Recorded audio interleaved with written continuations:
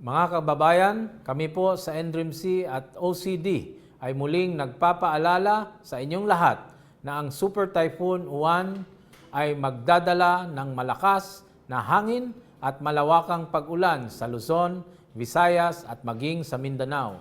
Kaya dapat ihanda na natin ang ating mga pamilya at mga ari-arian na maging protektado at ligtas sa panganib na dulot ng bagyong Uwan. Ang mga kababayan natin na nasa mga delikadong lugar ay dapat lumikas na sa ligtas na lugar.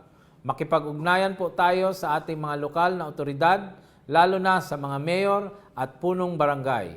Sa direktiba ng ating Pangulong Ferdinand Marcos Jr., lahat po ng sangay ng pamahalaan ay nakahanda at aktibong tumutulong sa ating mga local government units. Mag-ingat po tayong lahat.